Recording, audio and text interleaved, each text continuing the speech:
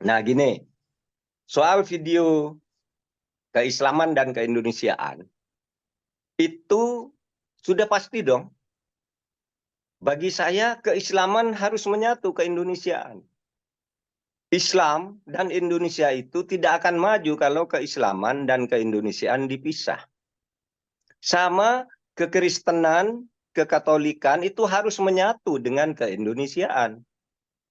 Maksud saya, tidak boleh dong orang Islam Indonesia itu, saya Islamnya ikut ke Timur Tengah, negaranya ikut Indonesia.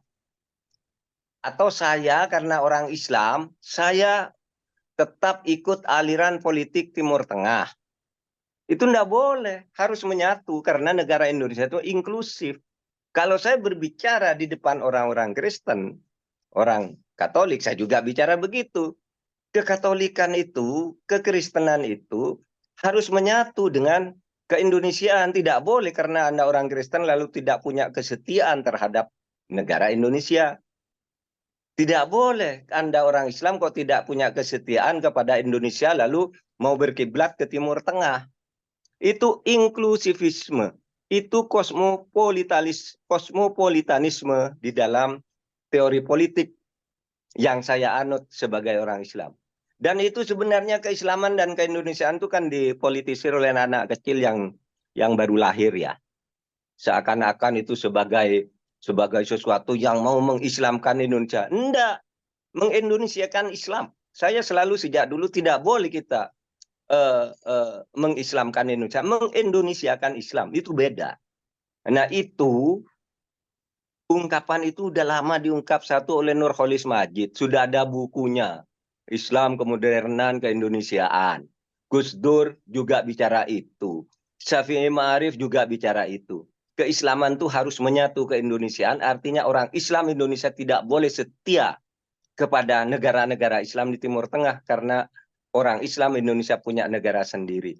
Nasionalisme Indonesia adalah melekat pada nasionalisme orang Islam Indonesia. Seperti halnya orang Katolik, 100% Katolik, 100% Indonesia, kan gitu. Itu menyatu namanya. Nah, saya hanya menjelaskan begitu kepada orang Hindu pun, saya bilang begitu. Kehinduan itu bukan ke India sana. Kehinduan itu harus menyatu ke keindonesiaan. Sehingga orang Hindu di Indonesia tidak harus setia kepada pemerintahan India karena pusat agama agama Hindu itu ada di India, tidak. Nah, itu maksudnya. Dan itu sebenarnya konsep lama. Hanya anak-anak kecil aja yang mempersoalkan itu. Ini kan tahun 80-an ketika penguatan ikatan kebangsaan kita itu diungkapkan oleh Nurcholish Madjid, Gus Dur, Syafi'i Ma'arif kan memperjuangkan itu semua. Keislaman dan keindonesiaan. Di dalam generasi yang lebih muda berikutnya, ceramah keislaman dan keindonesiaan itu sering dikemukakan oleh Bang Akbar Tanjung. Saya yang agak di generasi di bawahnya lagi. Jadi tidak ada sesuatu yang salah dan justru harus kita tegaskan. Keislaman dan keindonesiaan menyatu, kekatolikan dan keindonesiaan menyatu, kekristenan dan keindonesiaan menyatu, kehinduan dan keindonesiaan menyatu, kebudaan juga sama, Buddha. Orang Buddha di Indonesia, ya Buddha Indonesia, bukan Buddha Thailand.